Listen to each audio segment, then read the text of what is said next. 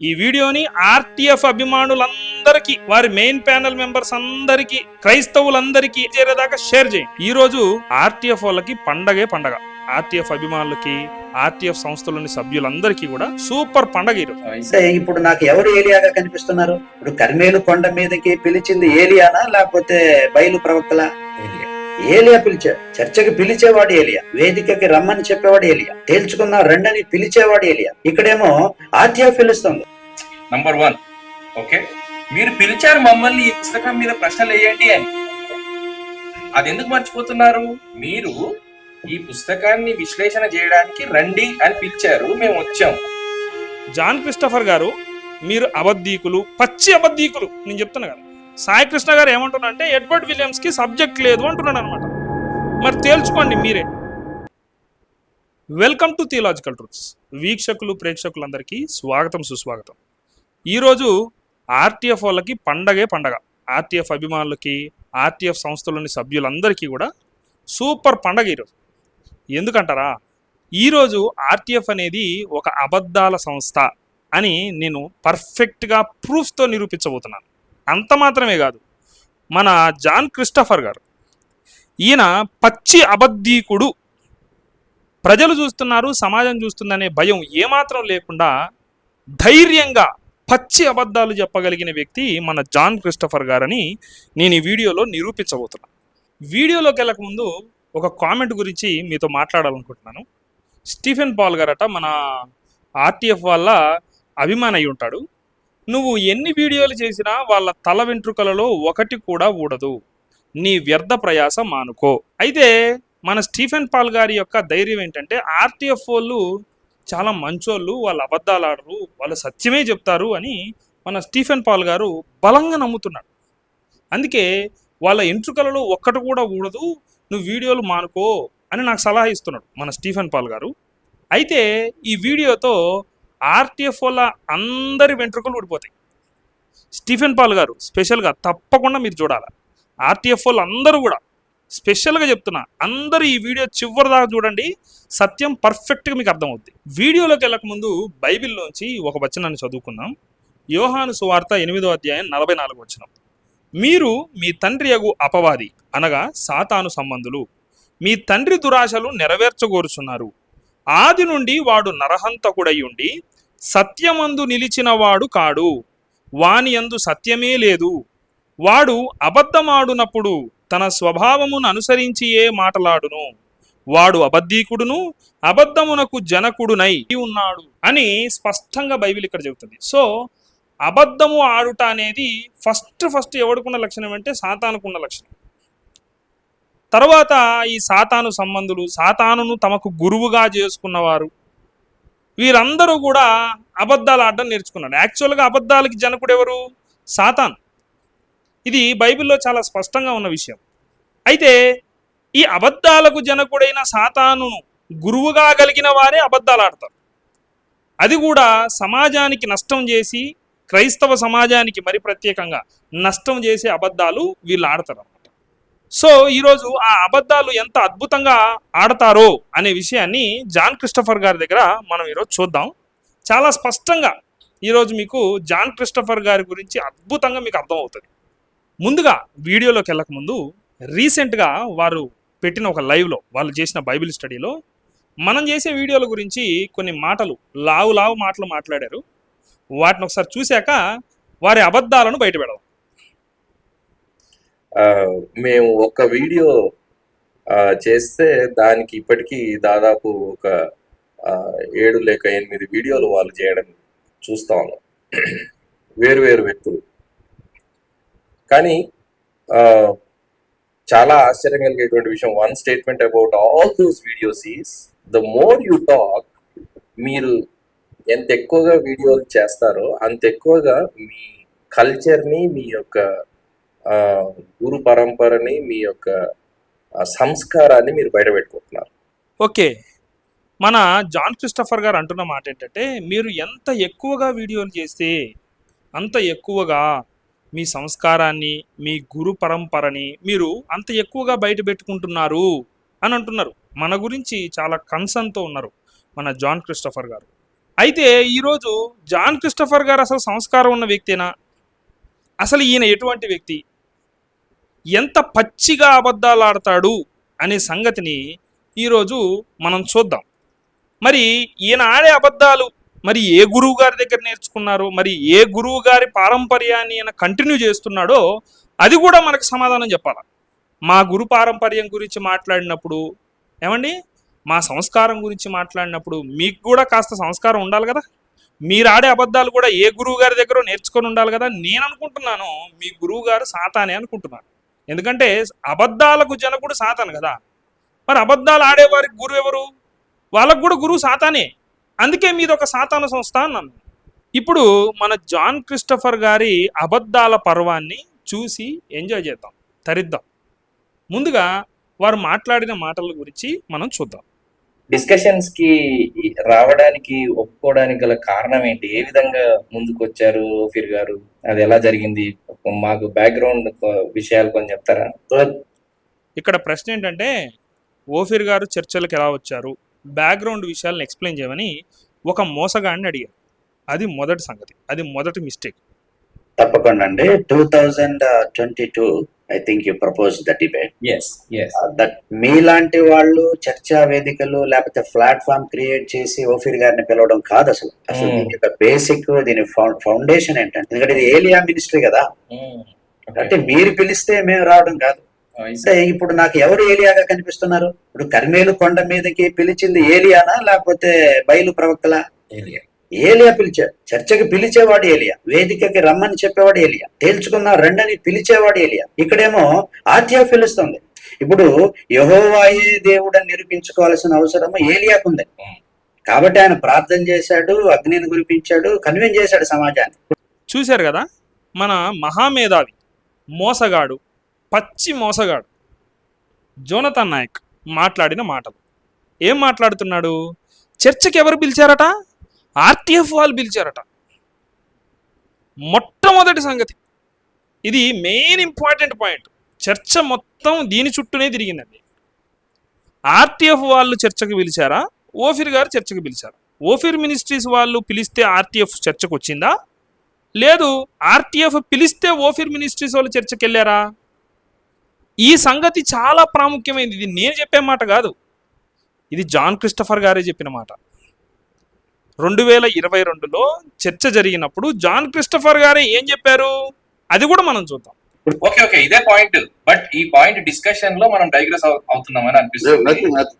విషయం ఏంటంటే, మేము చాలా క్లియర్ గా చెప్పినటువంటి విషయం, నంబర్ 1, జేమ్స్ జగదీష్ గారు మనము యుగాంతం పుస్తకం మొదలుపెట్టి ఈ డిస్కషన్ చేద్దాము అని అప్రోచ్ అయినప్పుడు మేమందరం ఒప్పుకున్నాం కదండి జగదీష్ గారు? రైట్.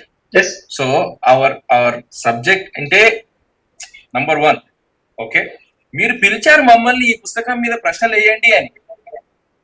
అది ఎందుకు మర్చిపోతున్నారు? అందుకే నేను చెప్తాను అన్న, మీరే ఆగమన్నారు, మీరు నాగమంటే ఆగారు. అదే చెప్తున్నా, మీరు ఈ పుస్తకాన్ని విశ్లేషణ చేయడానికి రండి అని పిలిచారు, మేము వచ్చాం. మీరు ఆర్టీఎఫ్ గా మీరు విశ్లేషించండి అని పిలిచినప్పుడు మేము అంగీకరించాం. చూశారు కదా, మన జాన్ క్రిస్టఫర్ గారు ఎంత అద్భుతంగా అబద్ధాన్ని ప్రజెంట్ చేశాడు. ముందు వీడియోలోనేమో ఆ పచ్చి మోసగాడు జోనథన్ నాయక్ ఏమంటాడు? ఆర్టీఎఫ్ వాళ్ళు ఓఫీర్ మినిస్ట్రీస్ని చర్చకు పిలిచారు అని అంటాడు. ఓఫీర్ మినిస్ట్రీస్ని చర్చ కోసం అప్రోచ్ అయ్యారు. ఎవరు అప్రోచ్ అయ్యారట? ఆర్టీఎఫ్ వాళ్ళు అప్రోచ్ అయ్యారు. సో చర్చకు పిలిచేవాడే ఏలియా. సో ఆర్టీఎఫ్ఏ నాకు ఏలియా లాగా కనపడింది అని పనికి మాలిన చెత్త, పనికి మాలిన అబద్ధాలన్నీ మాట్లాడాడు. అట్లా మాట్లాడుతున్నప్పుడైనా మన మహాజ్ఞాని రైట్ థియాలజీ ఫారంలో ఉన్న పెద్దలలో ఒకడైన మన జాన్ క్రిస్టఫర్ గారైనా కాదండి జోనథన్ నాయక్ గారు, మేము ఆ లైవ్లో స్పష్టంగా చెప్పాము, చర్చకు పిలిచింది వారే అండి, మేము కాదండి పిలిచింది అని చెప్పాలనా వద్దా? చెప్పలేదు. చెప్పకపోగా ఎస్ అని అన్నాడు అనమాట. అంటే అర్థం ఏంటి? చర్చకు మేమే పిలిచామని ఒప్పుకున్నట్టే కదా. మరి చర్చలో నువ్వెందుకు ఆ మాట అన్నావు? జేమ్స్ జగదీష్ గారు యుగాంతం గురించి చర్చిద్దామని మీరు అప్రోచ్ అయ్యారు అని చాలా స్పష్టంగా చెప్పావు. అంత మాత్రమే కాదు, చర్చకు రమ్మని మీరు పిలిచారు, మీరు రమ్మంటేనే మేము వచ్చాం అని అక్కడ చెప్పి ఇక్కడికి వచ్చి ఎంత అద్భుతంగా అబద్ధం ఆడుతున్నాడండి. ఇప్పుడు మళ్ళీ ఈ జాన్ క్రిస్టఫర్ గారు అంటారు మొన్న లైవ్లో, ఓఫిరిజం మూలాలు దాని ఫలాలు అనే విషయాన్ని గురించి మేము చెప్పబోతున్నాం, ఓఫిర్ మినిస్ట్రీస్ వాళ్ళు పండగ చేసుకోండి అట. దాని తర్వాత అంటాడు మళ్ళీ మేము సత్యాన్నే చెబుతాం అట. సత్యాన్ని చెబుతావా? మరి ఇంత పచ్చిగా అబద్ధం ఆడుతున్న నువ్వు సత్యాన్ని చెబుతావు అంటే జనాలు ఎట్లా నమ్ముతారు అనుకున్నావు? జాన్ క్రిస్టఫర్ ఎంత దారుణమైన పచ్చి అబద్ధం. ప్రజలందరూ చూస్తారనే కనీస భయం కూడా లేదు నీకు. ప్రజలందరూ చూస్తున్నారు, ప్రజలు నన్ను క్వశ్చన్ చేస్తారు, క్రైస్తవ సమాజం చూస్తుంది, నేను ఇలాగ అబద్ధం ఆడకూడదనే భయం కూడా నీకు లేదు. ఒక వ్యక్తిని నెగిటివ్గా చూపించడానికి, కేవలం ఒక వ్యక్తిని నెగిటివ్గా చూపించడానికి నువ్వు బరి తెగించి ఇంత దారుణమైన అబద్ధాలు ఆడుతున్నావు. ఇక్కడ చర్చకు మేము పిలవలేదు, మీరే పిలిచారని ఓఫిర్ మినిస్ట్రీస్ అన్నాడు కదా. ఇక్కడ ఎందుకు అన్నాడు తెలుసా మీరే పిలిచారని? ఎందుకన్నాడంటే ఓఫిర్ గారు ఒక ప్రతిపాదన చేశారు. ఏంటా ప్రతిపాదన అంటే, మేము క్వశ్చన్స్ అడుగుతాం నెక్స్ట్ చర్చలో, నెక్స్ట్ డిస్కషన్లో we will ask the questions, you have to answer అని అంటే, జాన్ క్రిస్టఫర్ గారు ఏమన్నాడంటే, మేము పిలవలేదండి మిమ్మల్ని చర్చకి, మీరే మమ్మల్ని పిలిచారు చర్చకి, అందుకు మేము వచ్చాం కానీ మీరు మమ్మల్ని క్వశ్చన్ చేయడం కాదు అనే విషయాన్ని చెప్తూ వచ్చాడు అనమాట.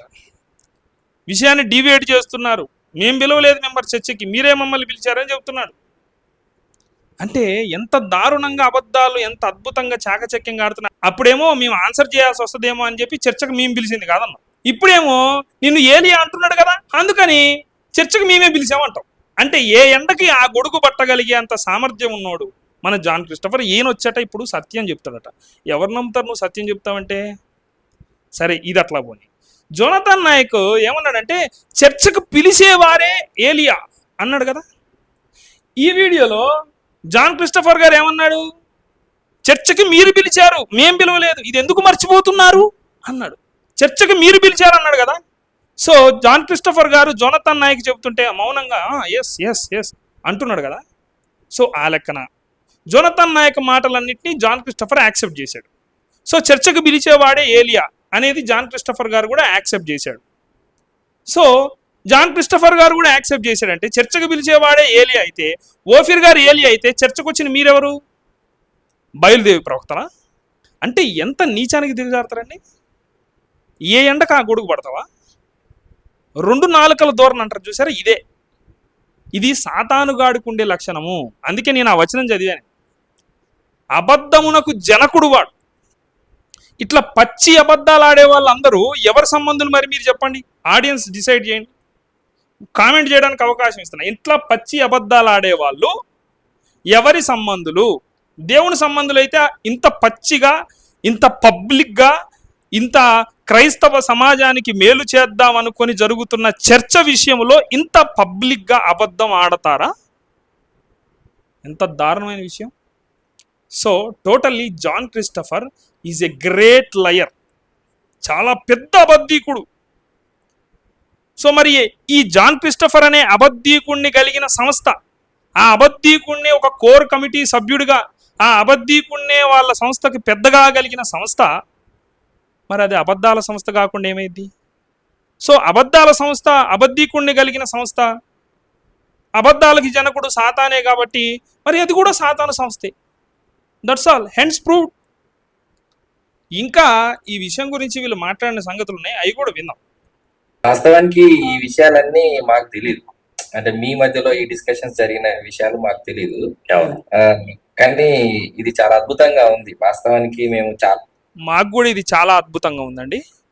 ఇంత పచ్చి అబద్ధీకుడని ఈ వీడియోలు చూసిన తర్వాతే మాకు అర్థమైంది.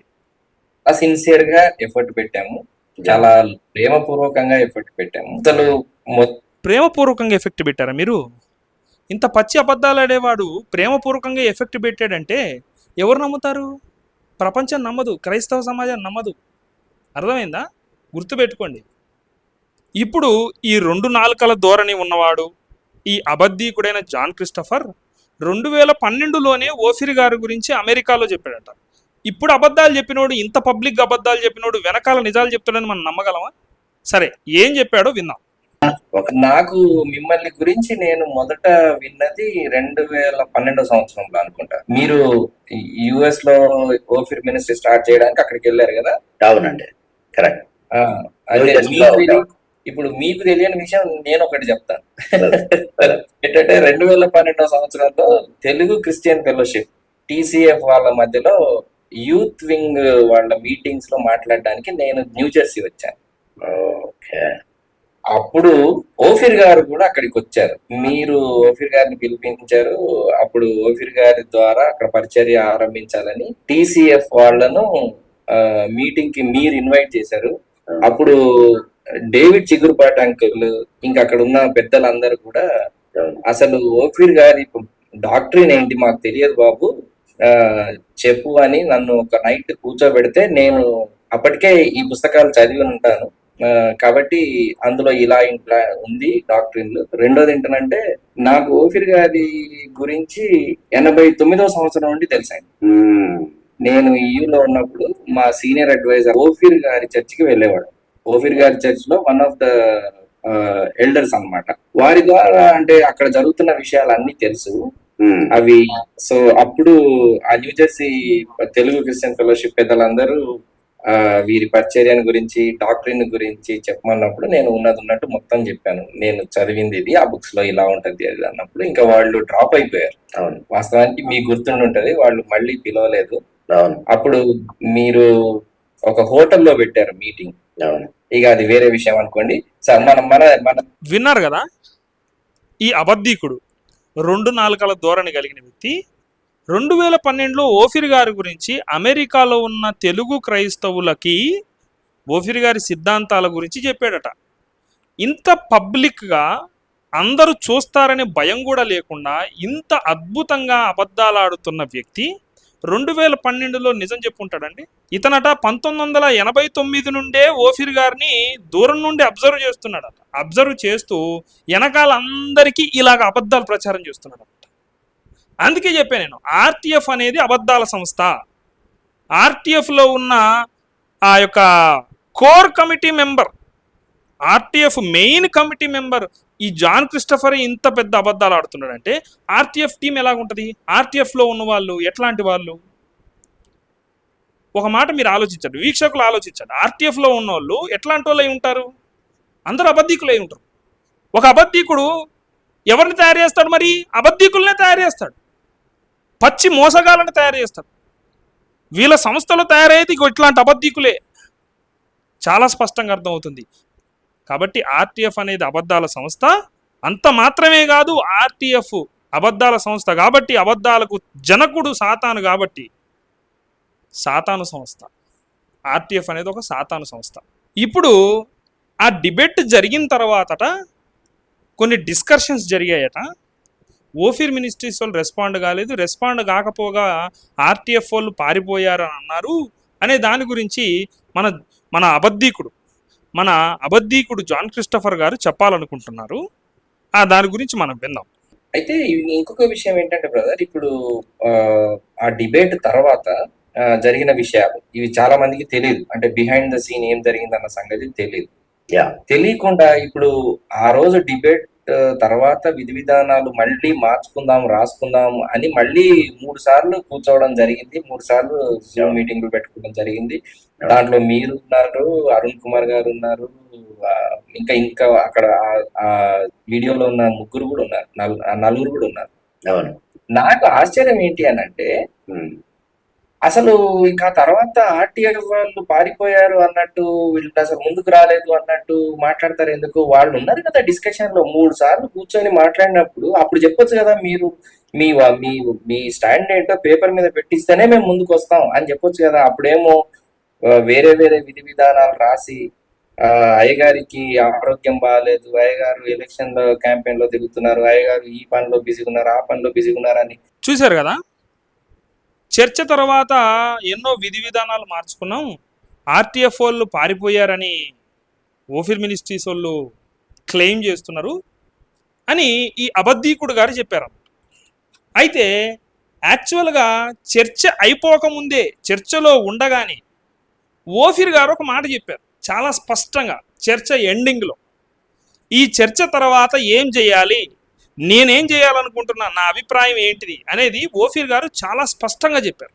ఓఫీర్ గారు ఏం చెప్పారు, వీళ్ళకి ఏమర్థమైంది, అసలు వీళ్ళు ఏం చేశారు అనే సంగతిని కూడా ఇప్పుడు మనం చూద్దాం. జాన్ క్రిస్టోఫర్ గారు, Yes, sir. జాన్ క్రిస్టోఫర్ గారు, Yes, sir. నేను ఇదే సత్యం అని అందరూ సకల జనులు వినండి, మొత్తం లోకమంతా వినండి, ఇది ఇంటర్నెట్ ఉండిపోతుంది. నేను రెండవ రాకడ విషయంలో శ్రమల తర్వాతనే సంఘం ఎత్తబడుతుందని చెప్పింది నేను ఖండితంగా చెప్పాను కనుక అడగవలసిన బాధ్యత మాకున్నదని ఇంత పెద్ద ఆర్టీఎఫ్ పేరే right theology forum, right theology forum అని పెట్టుకున్న తర్వాత మాకంటూ ఒక థియాలజీ లేదని మీరు చెప్పడం విడ్డూరం. అన్ని సంఘాలలో ఉంటారు కనుక ఓ థియాలజికల్ స్టాండ్ తీసుకోలేము, అందరు ఉంటారు కాబట్టి అంటే అప్పుడు అది నో థియాలజీ ఫోరం.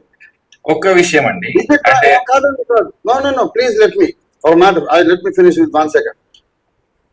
మీరు అడగవలసిన బాధ్యత మాకున్నది అన్నారు, మీ పేరే రైట్ థియాలజీ ఫోరం కాబట్టి according to right theology forum right time of rapture ఎప్పుడో చెప్పాల్సిన బాధ్యత మీ మీద ఉంది. మీరు బ్లాక్ అండ్ వైట్ లో పెట్టి రైట్ టైమ్ ఆఫ్ రాప్చర్ మీరు చెప్పాలి. If you are really right theology forum right time of rapture చెప్పాలి. దాని గురించి నేను ప్రశ్నలు వేస్తాను, మీరు చెప్పాలి. Okay, wonderful. అది ఇప్పుడు మేము ఆన్సర్ ఇవ్వడానికి ఇచ్చిన 3 రోజులు అయిపోయినాయి. నెక్స్ట్ మీరు మీ బిగ్గర్ ప్యానెల్ ఏదైతే ఉన్నదో ఆర్టీఎఫ్ లో అందరూ కూడా మీరు మాట్లాడుకొని time of the second coming గురించి మెయిన్ ఇష్యూ దాని గురించి సంఘానికి క్లారిటీ ఇస్తే చాలా బాగుంటుంది. ప్రభు రెండవ రాకడ సమీపించింది కాబట్టి దాంట్లో క్లారిటీ సార్వత్రిక సంఘానికి మనం ఇద్దాము. కాబట్టి దయచేసి నా విజ్ఞప్తి ఏంటంటే మేము ఇచ్చిన 3 రోజులు అయిపోయినాయి, ముందు మళ్ళా 2-3 రోజులు ఏదో మనం ఇద్దాము. అప్పుడు ఏంటంటే మీరు ఆర్టీఎఫ్ స్టాండ్ ఏదైతే ఉన్నదో దాన్ని మీరు చెప్తే దాన్ని నేను అడుగుతాను, మీరు నా డౌట్లు క్లియర్ చేస్తే అందరూ తెలుసుకుంటారు, అందరూ కూడా వెలిగించబడతారు. ఓకే, అయిపోయింది. ఇప్పటి నుంచి మళ్ళా నేను చెప్పేది ఉండదు, మేము అడగడము మీరు చెప్పడమే. ఇంకా సరే సరే చూద్దాం సార్. ఏంటంటే చూశారు కదా, ఓఫీర్ గారు చర్చ ముగింపులో ఓఫీర్ గారు మాట్లాడిన లాస్ట్ వర్డ్స్ చాలా స్పష్టంగా చెప్పారు. నేను ఇస్తాను, ఇంకా 2-3 రోజులు టైం ఇస్తాను, కానీ ఆ 2-3 రోజుల్లో ఇక నేను చెప్పేది ఏం లేదు, మీరు నన్ను అడిగేది ఏం లేదు. ఆ 2-3 రోజుల్లో నేను మిమ్మల్ని క్వశ్చన్ చేస్తాను, మీరు బ్లాక్ అండ్ వైట్లో రాసివ్వండి అని ఓఫీర్ గారు చర్చలో ముగింపులోనే చెప్పారు. కానీ ఈ పెద్ద మనిషి జాన్ క్రిస్టోఫర్కి, ఈయనకి ఈ అబద్ధీకునికి చెవులు కూడా వినపడబోయేమో. మరి చేసిన చర్చలు మళ్ళీ రివైండ్ చేసి చూసుకోరో ఏంటో నాకు అర్థం కాదు. చాలా స్పష్టంగా ఓఫీర్ గారు అందరి ముందు చెప్పారు, దానికి మీరు ఆబ్జెక్షన్ కూడా వ్యక్తం చేయలేదు. కానీ నువ్వు ఇప్పుడేమంటున్నావు, జేమ్స్ జగదీషు ఇలా అన్నాడు అలా అన్నాడు, ఈ చెత్తంతా వద్దు. ప్రపంచానికి కనపడేది ముందు ఉంది. ప్రపంచానికి స్పష్టంగా మీరు చేసిన చర్చలో ఎండింగ్ వర్డ్స్ అనేవి స్పష్టంగా ప్రపంచం ముందు ఉన్నాయి. కాబట్టి జాన్ క్రిస్టోఫర్ గారు, మీరు అబద్ధీకులు, పచ్చి అబద్ధీకులు. నేను చెప్తున్నా కదా, మామూలు అబద్ధీకులు కూడా కాదు, ప్రపంచం ముందు అబద్ధాలాడడంలో నైపుణ్యతను కలిగిన వారు. కాబట్టి ఇది మీరందరూ గ్రహిస్తారని నేను నమ్ముతున్నాను. ముఖ్యంగా ఆర్టీఎఫ్ ఫ్యాన్స్, మీరు వీడియోస్ చేయటం వల్ల వాళ్ళ వెంట్రుక కూడా పెకలించలేరు అని కామెంట్ చేసిన స్టీఫెన్ పాల్ గారు ఎవరైతే ఉన్నారో ఆయన తెలుసుకోవాలి. ఆర్టీఎఫ్లో ఉన్న వాళ్ళందరూ కూడా తెలుసుకోండి. ఇంత వేషధారణ ఆర్టీఎఫ్లో ఉన్న ప్రతి ఒక్కరు కూడా గ్రహించాలి. ఈ వేషధారణ తెలుసుకొని సత్యాన్ని గ్రహించండి, అప్పుడు మీరు సత్యంలోకి రాగలుగుతారు. ఓఫీర్ గారి గురించి, ఓఫీరిజం గురించి చేస్తావా, ఓఫీరిజం మూలాలు ఫలాలు అనే విషయం చేస్తావా? ఇప్పుడు నేను చెప్తున్నా, ఆర్టీఎఫ్ వక్రీకరిజం మూలాలు ఫలాలు అనే దాని గురించి వీడియోస్ వస్తాయి. రెడీ ఉండు జాన్ క్రిస్టోఫర్. ఆర్టీఎఫ్ వక్రీకరిజం మూలాలు దాని ఫలాలు ఆల్రెడీ వీడియో స్టార్ట్ చేసాం మేము, ఇంకా వస్తాయి వరుసగా. నువ్వు చెప్పిన అబద్ధాలు, నువ్వు చెప్పిన వాక్య వ్యతిరేకమైన సిద్ధాంతాలు అన్నీ బయటకు వస్తాయి. ఇప్పుడు 2022లో జరిగిన 3 రోజుల చర్చలో 3వ రోజు లాస్ట్ వర్డ్స్గా మన సాయి కృష్ణ గారు చెప్పిన కొన్ని విషయాలు, కొన్ని మాటలు, అందులో ఆర్టీఎఫ్ ఏ విధానాన్ని అవలంబిస్తుంది అనే విషయాన్ని గురించి సాయి కృష్ణ గారు చెప్పారు. వారు ఒక స్టేట్మెంట్ ఇచ్చారు. సాయి కృష్ణ గారు ఒక స్టేట్మెంట్ ఇచ్చారు. ఆ స్టేట్మెంట్ మీద, ఆ స్టాండ్ మీద మన ఆర్టీఎఫ్లో ఉన్న జాన్ క్రిస్టోఫర్ గారు, అంత మాత్రమే కాదు, మన ఎడ్వర్డ్ విలియమ్స్ గారు ఇద్దరు కూడా ఆ స్టాండ్ మీద నిలబడలేకపోయారు. ఆ విషయాన్ని మీకు ఇప్పుడు స్పష్టంగా నేను చూపిస్తాను. ఏంటంటే ఈ చర్చలో RTF actually has taken this route. ఏంటంటే we believe that we question the content of anyone. ఎవరు ఏ కంటెంట్ చెప్పినా సరే ఆ కంటెంట్ ని లేఖనాల యొక్క వెలుగులో పరీక్షించడం అనేటువంటి దాని మీద నమ్ముతున్నాం. ఆ ప్రశ్నించేటప్పుడు ఎప్పుడు కూడా వ్యక్తిగతమైనటువంటి విమర్శలు చేయటం, అంటే మీకు బుర్రలేనటువంటి వాళ్ళు, మీకు తలకాయ లేనటువంటి వాళ్ళు, మీకు ఆలోచించడానికి కూడా మీకు ఇది లేదు. నా పిల్లలకు కూడా నేను చెప్పుకునేది అది, డిబేట్లకు వెళ్ళేటప్పుడు నీ బ్రెయిన్ సరిగ్గా పనిచేయదు, ఇట్లాంటి వర్డ్స్ మనం యూజ్ చేయకూడదు. ఏంటంటే we're not actually questioning the person, we're questioning the content of the person. ఎందుకు అంటే because that is key thing. సత్యాన్ని నేర్చుకోవటానికి అది చాలా ఇంపార్టెంట్ థింగ్. యాడ్ హామినమ్ అంటే వ్యక్తుల్ని అటాక్ చేయటం అనేటువంటిది అది మంచి పద్ధతి కాదు, మన దగ్గర స్టఫ్ లేదు అనేటువంటి దాన్ని సూచిస్తుంది అనేటువంటిది ఇస్తుంది. కాబట్టి that's the reason why we don't really engage in that kind of thing. చూశారు కదా సాయి కృష్ణ గారు చెప్పిన మాట. వ్యక్తిని వ్యక్తిగతంగా టార్గెట్ చేసి మాట్లాడితే దానికి మీనింగ్ ఏంటి అంటే ఆ వ్యక్తి దగ్గర ఎవరైతే టార్గెట్ చేసి మాట్లాడుతున్నారో అతని దగ్గర స్టఫ్ లేదనేది RTF స్టాండ్ అని సాయి కృష్ణ గారు చాలా స్పష్టంగా చెప్పారు. అయితే ఆ స్టాండ్ మీద నిజంగా RTF నిలబడిందా? మేము ఎవరిని వ్యక్తిగతంగా దూషించం అనే స్టాండ్ మీద RTF నిలబడిందా? చూద్దాం ఇప్పుడు. ఒక్క మాట చెప్తాను, ఎప్పుడు వస్తాడో దేవుడు చెప్పలేదు. అపోస్తల కార్యం 1:7 ప్రకారం తెలుసుకోవడానికి ప్రయత్నం చెయ్యొద్దు. యేసు ప్రభువారు చెయ్యొద్దురా అని అంటే ప్రయత్నం చేసేవాడిని ఏమనాలే? పైగా వాడు నేను ప్రవక్తని, నేను పండితుణ్ణి అని అంటాడు. పండితువు కాదురా, పందివిరా నువ్వు అనాలి. పండితుడు కాదు, పందివి. అదేంటి సార్ అంటే పందే వద్దంటే మురికాల్లోకి వెళ్ళేది. నువ్వు పండితుడు ఎందుకు అవుతావు? పందివి. చూశారు కదా, నువ్వు పండితుడు కాదు పందివి అని ఒక వ్యక్తిని అంటున్నాడు. ఆ వ్యక్తి పేరు చెప్పలేదు. మరి సాయి కృష్ణ గారు చెప్పింది ఏంటి? వ్యక్తిని టార్గెట్ చేసి మాట్లాడేవాడు, వ్యక్తిగత దూషణలు చేసేవాడు సబ్జెక్ట్ లేనోడు అని అన్నాడు అనమాట కదా. ఆ లెక్కన ఎడ్వర్డ్ విలియమ్స్ దగ్గర సబ్జెక్ట్ లేదనేగా, ఎడ్వర్డ్ విలియమ్స్కి సబ్జెక్ట్ లేదనే కదా సాయి కృష్ణ గారు ఏమంటున్నారంటే ఎడ్వర్డ్ విలియమ్స్కి సబ్జెక్ట్ లేదు అంటున్నాడు అనమాట. మరి తేల్చుకోండి మీరే. ఇదే టాపిక్ మీద, ఇదే స్టాండ్ మీద మన జాన్ క్రిస్టఫర్ అబద్ధీకుడు నిలబడ్డాడా లేదా అనేది కూడా చూద్దాం ఇప్పుడు. వ్యక్తిగత దూషణలు చేయొద్దు, వ్యక్తిగతంగా ఒకరిని తక్కువ చేసి మాట్లాడొద్దు అనే విషయం మీద జాన్ క్రిస్టఫర్ కూడా నిలబడ్డారో లేదో ఇప్పుడు మనం చూద్దాం. సాయి, ఒక్క మాట సాయి, వాస్తవం ఏంటంటే తెలుగులో సామెత ఉన్నది కదా, ఏమి లేని చోట మునిగి చెట్టే చాలా మహావృక్షం. ఆ స్పేస్ ఇవ్వండి కనీసం. వాళ్ళ గురించి వాళ్ళు గొప్పగా ఫీల్ అవ్వడానికి. ఎందుకు కాదంటారు? చూశారు కదా, ఏమీ లేని చోట మునగ చెట్టే మహావృక్షం అని వాళ్ళు అనుకుంటున్నారు. వాళ్ళకి ఆ స్పేస్ ఇవ్వండి అంటే అర్థం ఏంటి? ఎదుటోడిని తక్కువ చేసి మాట్లాడుతున్నానే కదా. ఎదుటోడు తెలివైనోడు కాదు, వానికి వాడే తెలివైనోడు అనుకుంటున్నాడనే కదా నువ్వు చెప్పేది. మళ్ళీ ఈయన ఎవరితో చెప్తున్నాడు? ఇదే సాయి కృష్ణతో చెప్తున్నాడు. మరి ఆ సాయి కృష్ణ ఏం చేస్తున్నాడు? ఇక్కిలిస్తున్నాడు. సో సాయి కృష్ణ చెప్పిన స్టాండ్ మీద సాయి కృష్ణ నిలబడలేదు, జాన్ క్రిస్టఫర్ నిలబడలేదు, ఎడ్వర్డ్ విలియమ్స్ నిలబడలేదు. మీ స్టాండ్ మీద మీరే నిలబడలు. మీరు వచ్చి బైబిల్లో ఎవరైనా చెప్తే క్వశ్చన్ చేస్తారా మీరు? మీకే సరైన స్టాండ్ లేదు, మీకే సరైన వాక్యానుసారమైన అభిప్రాయం సత్యము తెలియదు మీకు. మీరు వచ్చి క్వశ్చన్ చేస్తారా? ఎట్లా క్వశ్చన్ చేస్తారండి మీరు? గమనించండి, వీక్షకులు ప్రేక్షకులు అందరూ కూడా స్పష్టంగా తెలుసుకోండి. ఈ RTF అనేది ఒక అబద్ధాల సంస్థ, అబద్ధాలతో నిర్మాణమైన సంస్థ. వాళ్ళ స్టాండ్ మీద వాళ్ళే నిలబడరు. వీళ్ళు వచ్చి ఓఫిర్ గారిని క్వశ్చన్ చేస్తారట. యాక్చువల్గా చర్చ తర్వాత జరిగింది ఏంటంటే, చర్చ తర్వాత జరగాల్సింది ఏంటంటే ఓఫిర్ గారు వీళ్ళని క్వశ్చన్ చేయాలి. దానికి ఓఫిర్ గారు వీళ్ళని పిలవాలి. వీళ్ళు ఓఫిర్ గారి దగ్గరకు పోయి మళ్ళీ ఓఫిర్ గారు రండి మళ్ళీ మిమ్మల్ని క్వశ్చన్ చేస్తామని అడగడం కాదు. ఆల్రెడీ ఓఫిర్ గారు చర్చ ముగింపులోనే చాలా స్పష్టంగా చెప్పారు. ఆయన ఎండింగ్ వర్డ్స్ అవే. ఆ చర్చలో ముగింపులో మాట్లాడిన మాటలు అవే. కాబట్టి సత్యాన్ని క్రైస్తవులందరికీ తెలియజేయడానికి ఈ వీడియోని మీకోసం ముందుకు తీసుకురావడం జరిగింది. ఈ వీడియోని ఆర్టీఎఫ్ అభిమానులందరికీ, వారి మెయిన్ ప్యానెల్ మెంబర్స్ అందరికీ, క్రైస్తవులందరికీ, అమెరికాలో ఉన్న క్రైస్తవులు, ఆస్ట్రేలియా ఉన్న క్రైస్తవులు అందరికీ చేరేదాకా షేర్ చేయండి. ఈ వీడియోని వీక్షించినందుకు, ఇప్పటి వరకు ఈ వీడియోని వీక్షించినందుకు మీ అందరికీ థ్యాంక్ యూ వెరీ మచ్. ఇంకా రాబోతున్నాయి ఈ ఆర్టీఎఫ్ యొక్క వారి యొక్క అబద్ధాలు, వారి యొక్క వక్రీకరణలన్నీ రాబోతున్నాయి. వాటి కోసం మన ఛానల్కి సబ్స్క్రైబ్ చేసుకొని వీడియోస్ కోసం ఎదురు చూడండి, సత్యాన్ని తెలుసుకోండి. Thank you for watching this video.